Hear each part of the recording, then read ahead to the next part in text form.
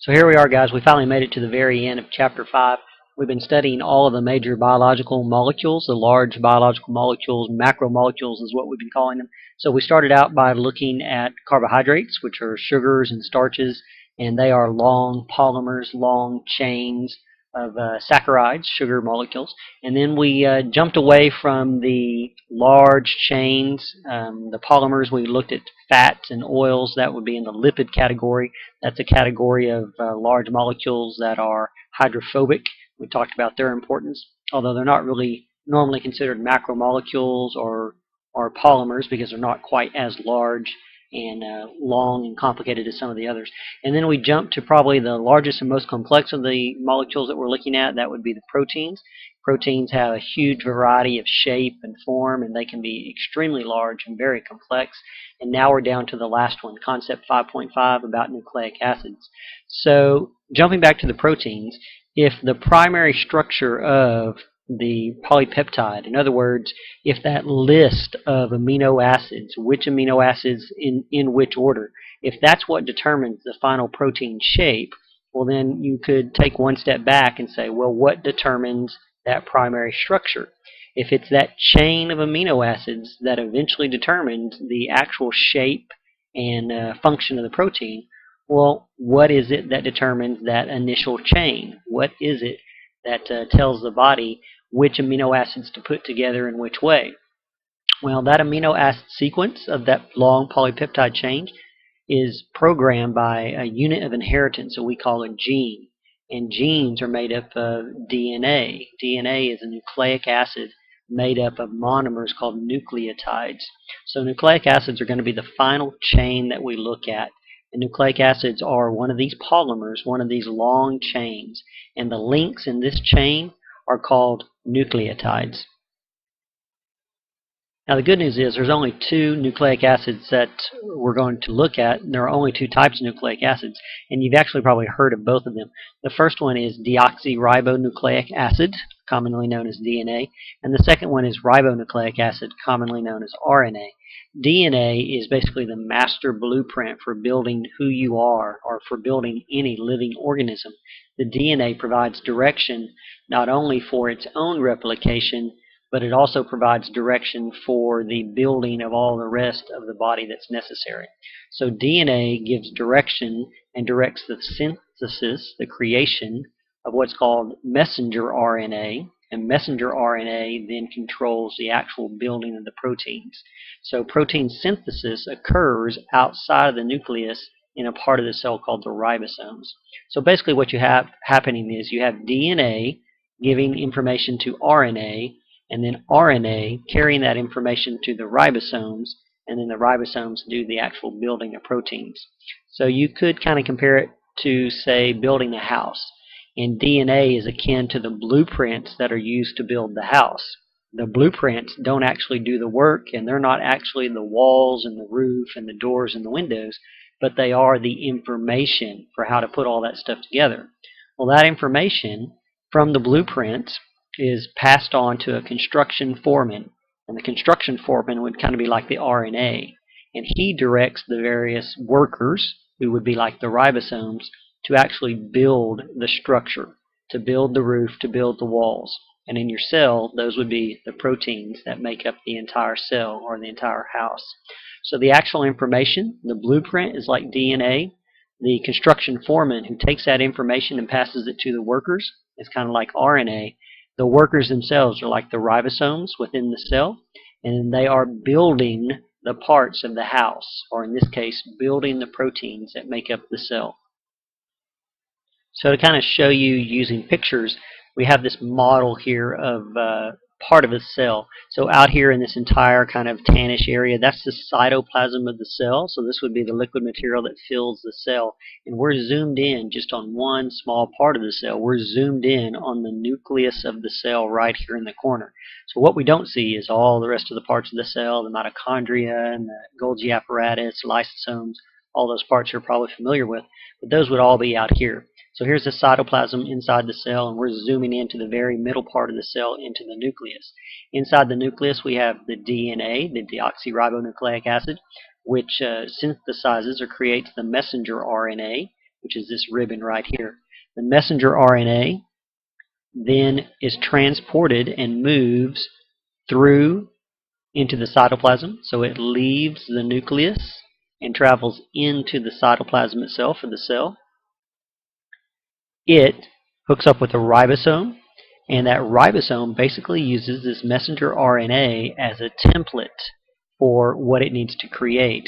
So within the cytoplasm, you have all these little amino acids just kind of floating around. And remember, amino acids are the links that'll be joined together to form a chain, which will be a polypeptide. And then that peptide chain will eventually twist and shape and form itself into a protein.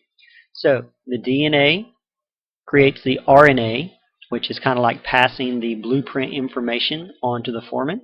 And then the RNA moves out into the cell cytoplasm, and he has the directions which he gives to the workers. The ribosomes are kind of akin to the workers. And then the ribosomes use that information as a template to grab amino acids that are floating in the cytoplasm and put them together in the correct way. So how many links in the chain and which links go where? Well, that information is gathered from the messenger RNA, which originally came from the DNA. And out the other end of the ribosome is a polypeptide chain. I'm having a hard time saying that. Polypeptide chain, which then will eventually form itself into a functional piece of protein. Just like with all the other chains that we've looked at in all the other categories, these chains, these long organic molecules, these long biological molecules, these polymers, are made up of smaller pieces. So the nucleic acid is a long chain polymer that we call a polynucleotide. That tells you it's made up of many nucleotides. And each of the individual links within this chain are called nucleotides. So you put enough nucleotides together and you build a chain called a polynucleotide. Now each of these links, each of these nucleotides is made up of a nitrogenous base, that tells you it has nitrogen in it, a pentose sugar, that tells you there must be 5, and the number 5 is involved here, and one or more phosphate groups. And the portion of the nucleotide that doesn't have the phosphate group is called a nucleoside. So take a look at our diagram here, and just like some of the other chains, the nucleic acid has a backbone that you see here. So this is a polynucleotide, which is a nucleic acid. It's made up of these individual links of nucleotides. And a nucleotide is a sugar phosphate backbone, a 5C, 5 carbon of pentose sugar. So it has 5 carbons, 1, 2, 3, 4, 5 carbons. And then it has a phosphate group attached. The little circle here represents a phosphate group. The little ring represents the pentose sugar. And then off of these, we have the little yellow portions you see here. That's the nitrogenous base. So this little portion here, the part that hangs off of the backbone, that's fairly important. That determines what type of nucleic acid it is. And these are called the nucleosides. So the nucleoside, which is kind of like the R group in some of the other molecules we've looked at, that is connected to this backbone of sugar and phosphate, and that determines which nucleic acid it is. Now you have a little bit of variation here within these nucleotides and within these nucleic acids. So you can have 2 different forms of the sugar. So we're going to look at 2 different forms of the sugar. And then you can have a number of different nucleosides. So let's look at some of those combinations. So the nitrogenous bases can be a couple different categories. There's one category called I have a hard time saying this one, pyrimidines. And the other category is the purines or purines. And then we have the 2 sugars over here. We have deoxyribose, which is the sugar in DNA, and ribose, which is the sugar in RNA. And you can see, if you look closely here, the deoxy means it's without one oxygen. Right there you can see that over here on the ribose it has an OH right there. And deoxy means we've removed or taken away one of the oxygens, and you can see it's missing right there. So the sugar is a pentose sugar. It has 5 carbons in a ring, but it has 2 variations. One of them is ribose, that's the RNA sugar. One of them is deoxyribose, and that's the DNA sugar. And then the bases, the nitrogenous bases that can stick off of that sugar backbone, are going to fall into these two categories, the pyrimidines or the purines. The pyrimidines have the single ring that you see here, and the purines have the double ring that you see here. So we have that sugar phosphate backbone, and then we have these nitrogenous bases that kind of stick off the edge, and you have different variations of that. And we said the nucleoside, the part that sticks off of that backbone, which would be the nitrogenous base and the sugar, that's kind of what determines what nucleic acid we're talking about. And again, the two different variations or families of nitrogenous bases are the pyrimidines and the purines. And the pyrimidines have the single ring. We'll take a look at it right here.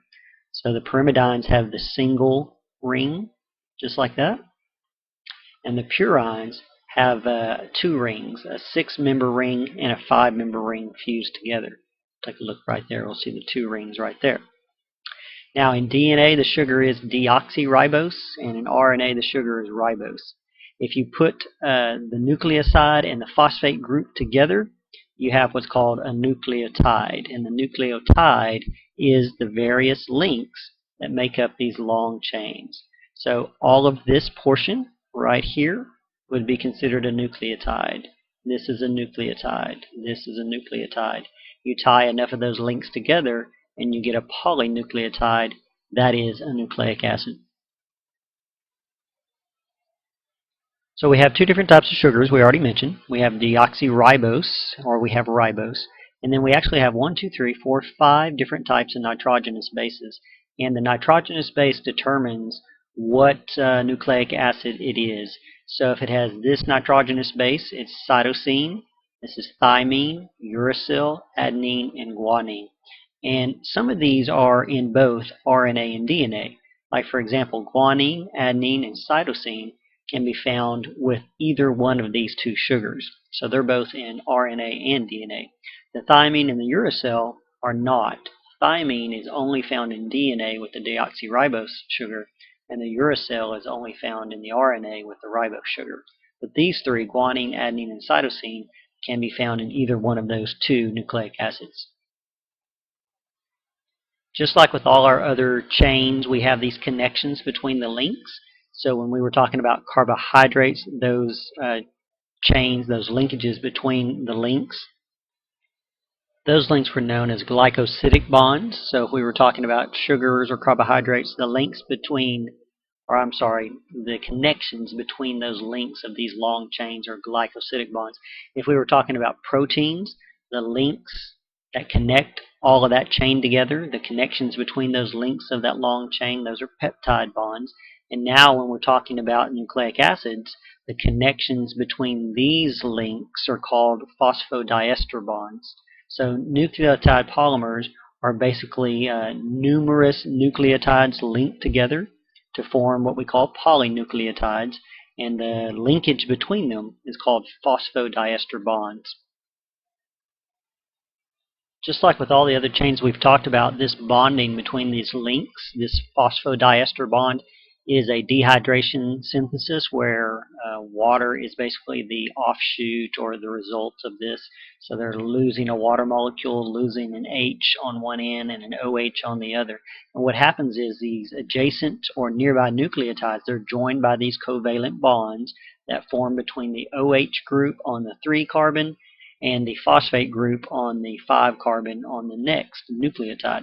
And when I say 3-carbon and 5-carbon, that simply describes their position on that sugar ring.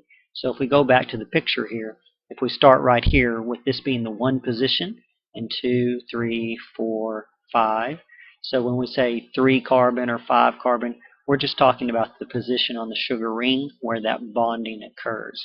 So this bonding between nucleotides, it's called phosphodiester bonds, and it forms this backbone of sugar and phosphate units. And then we have those different nitrogenous bases kind of sticking off as appendages. And the sequence of bases, the sequence of the nitrogenous bases along that DNA or messenger RNA polymer is unique for every gene. So you may have a gene that controls, for example, whether or not you have earlobes that are attached to the side of your head or earlobes that dangle free. Let's just say, for an example, perhaps that's only one gene that controls that. Probably not, but just for our example, we'll say it is. Well, for that gene, there is a particular sequence of nitrogenous bases that determine the function of that gene and what it's going to do. So perhaps for that gene, there is cytosine and thymine and uracil, and then another cytosine and then an adenine. Maybe that's the particular combination of nitrogenous bases along this sugar and phosphate backbone that determines that. Well, that's going to be unique for every gene, and every gene is going to have a role to play in making your body the way it is. Again, going back to talking about the proteins, just like proteins, they have the primary structure, which is what is the links in the chain, but then they have other types of structure, secondary and tertiary structure. Well, these nucleic acids also have other structure. You can look at more than just what are the links in the chain. So if we look at the higher structure of DNA and RNA, it looks like this. The RNA molecule, like we saw kind of in the picture, was just a single ribbon. It's a single polypeptide chain. But the DNA molecule is actually two polynucleotides that spiral around this imaginary axis, and they form what's called a double helix. So they have two spiraling chains that kind of wrap around each other, or they wrap around this imaginary axis in the center of them, forming this double helix. And the cool thing about the DNA is these two chains are facing like head to tail. So in other words, the two backbones run in opposite directions. So remember we talked about that 5-carbon position and the 3-carbon position. Well, you can think of that as kind of determining the head and tail of this particular chain. And when we look at the DNA double helix, the head and tail of these two chains are flipped so that one is at the bottom and one is at the top. And this is called anti-parallel. So it's not like they are side by side as they wrap around each other, but it's like if two people are laying down on the same bed, one person has their head up by the headboard, the other person has their head down by the footboard. They're called anti-parallel. And one single DNA molecule can contain many, many, many genes. So imagine we have this long, double helix shaped, twisted DNA molecule made up of these two nucleotide chains, these polynucleotides, and we have along this chain, we have all these different nitrogenous bases in a particular order or a particular set up in a particular way. And we have adenine, thymine, guanine, and cytosine. Now along this chain, as they twist around each other, hydrogen bonds form between these nitrogenous bases, and they always form in a particular pattern. Adenine always hydrogen bonds with thymine, and guanine always hydrogen bonds with cytosine. So these are called complementary base pairings. And the A always bonds to T, G always bonds to C. These complementary base pairings can also happen between two RNA molecules or between parts of the same molecule. So you've got a lot of kind of interbonding going on between these nitrogenous bases. And this is kind of similar to the way that we talked about in proteins, how you have those various R groups that start to interact and form those higher levels of organization. Well, the same thing happens here with these nucleic acids. The only difference we talked about was in RNA, thymine is not present. It's a uracil. So in RNA, it's uracil that pairs up with what thymine normally paired up with, the adenine. So adenine with thymine, guanine with cytosine, except in RNA the thymine is not there, so it's uracil with the adenine. Always good to kind of look at a picture or a model to kind of help us understand. So when you look at this twisted DNA molecule right here, you have this sugar phosphate backbone. That's kind of like the blue ribbon that you see. And then hanging off of those, you have these various nitrogenous bases. And remember, there's 5 different nitrogenous bases. 4 of them are in the DNA. So we're looking at the 4 DNA, the T and the A and the C and the G. And going back to what we already said, the adenine and thymine, they will bond with hydrogen bonding, and the guanine and cytosine, they will bond with hydrogen bonding. So you see where they are close together, you'll have the three little dots. That's kind of representing these hydrogen bonds. So you have this twisted shape, and you have this hydrogen bonding going on between these different offshoots that come off of the sugar and phosphate backbone. And then you can also have some of this bonding happen in the messenger RNA or transfer RNA. And so you can see some of this same bonding occur. The only difference here is here you have the uracil instead of the thymine. So the U and the A would bond instead of the T and the A. So why is all this important? How does this work? Well, let's just imagine that we can take a look at this one little piece of DNA. Say just this one little piece on our page right here. Let's say that that is a gene. And let's say that is the gene that determines, for example, whether or not your earlobes are attached to your side of your head or they dangle free from the side of your head. Well, remember, this instruction code, this DNA is like the blueprint. That information is given to the messenger RNA. That messenger RNA then transfers that information to the various protein manufacturing parts of the cell called the ribosomes, and the ribosomes kick out the proteins that are necessary. Well, in the end, what happens is those proteins are used to build you, to make you the way that you are, and that's true for all living creatures. So this instruction code and the sequence of these nitrogenous bases along this code is what determines everything about you. It's what determines your skin color, and it determines things like your muscle mass and how high you can jump, and whether or not you can sing, what color your eyes are, and how tall you're going to be. Now, yes, many of those things are also affected by your environment, your diet, whether or not you practice your free shots, things like that. But ultimately, your genetics kind of serve as the base template for who you are and what you are. And your genetics is what differentiates you from your brothers and sisters. Even though you're very close, you're not exactly the same. And your genetics differentiate you from other living creatures. Even though chimpanzees and humans are very close, they're even further apart than you and your brother. So if you compared yourself with your brother, you would find that this genetic information is very close. If you compared yourself with a chimpanzee, it's still close, but not as close. If you compare yourself to a dog, again, you're getting further away. If you compare yourself to a dandelion or an oak tree, you're getting even further away. But still, even if you compare yourself to an oak tree or a dandelion or a dog, you're going to find a lot of information that matches. And you're going to find a lot of these base pairs, and these sequences are still the same, even between living creatures that don't seem very much alike. So how can these large molecules, these nucleic acids, this DNA and these proteins, how can they help us understand the idea of evolution and change over time? How can they be used as tape measures of evolution? Well, the linear sequence of nucleotides, like the A's, the T's, the C's, the G's, in what order are they and how many are they? That information in your DNA molecule is passed down from parents to offsprings. So you got that information from mom and dad. When they reproduced, you are partially mom's information and partially dad's information, 50-50. That was combined together to make the unique version that is you. Well, that's the same case for all living creatures. They pass on this genetic information using DNA. Two species that are closely related have more similar DNA, and species that are less related, more distantly related, have less in common, just like we said with you and your brother and a chimpanzee and an oak tree.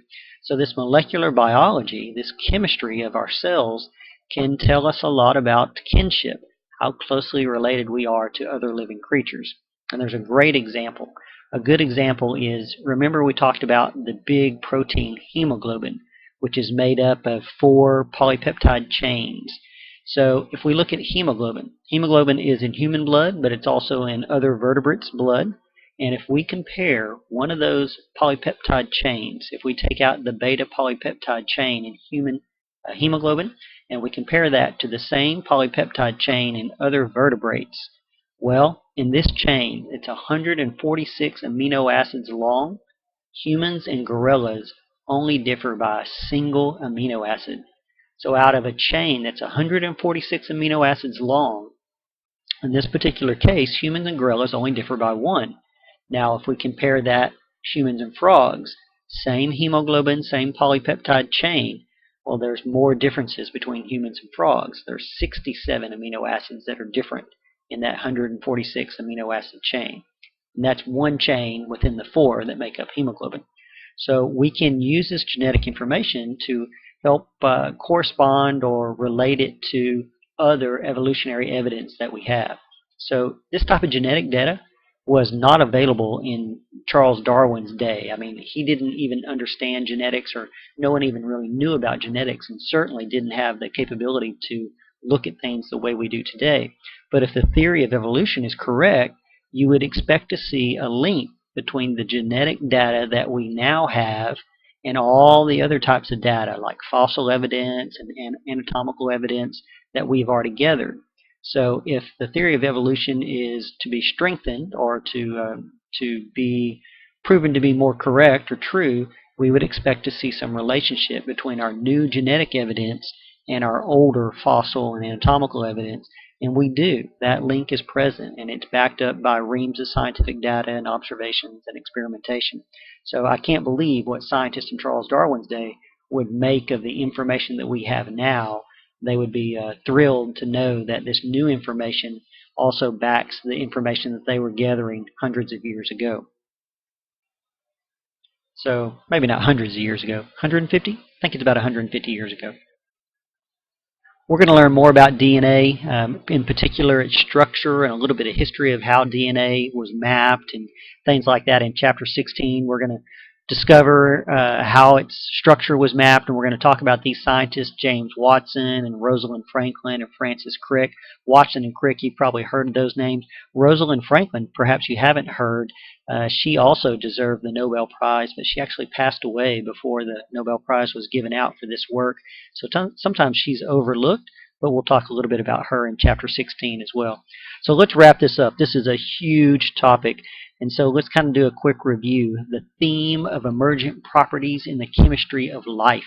So what we're saying here is that higher levels of organization result in emergent properties, the emergence of new properties. When we look at, say, if we're talking about proteins, for example, we can look at the individual amino acids and the individual chains of amino acids, but that doesn't necessarily tell us what the final shape of the protein and the function of the protein is. So we have to zoom in to gather some information, but then we also need to back out, because we have to gather other information that we only see from a greater distance. Those are those emergent properties that only come about when you have this systems view that we're talking about. Organization is the key to chemistry of life, of course. All these chemicals, you couldn't take the chemicals that make up a human body and just dump them in a blender and hit go. They have to be organized in a certain way. And then form and function are interrelated. We're going to say that over and over and over again. So what happens when you take all of these big macromolecules that we've been talking about, when you take carbohydrates and sugars and lipids and proteins and nucleic acids, and you throw them all together in the proper organized way? Well, you get a little party that we call life, and that's our next stop. From here on out, we're going to be talking about living creatures. We're going to start small with the individual cells, and we're going to work our way up. So let's do a quick review. This is such a massive chapter. I highly suggest you look at these review sheets that I put online. This is the Chapter 5 review. It kind of gives you a quick summary of all of the concepts. And then here it is broken out a little bit larger so that you can see it. So take a look at these quick reviews. Here we have carbohydrates, lipids, proteins, nucleic acids. Another quick review is just this little chart right here where it lists all of them.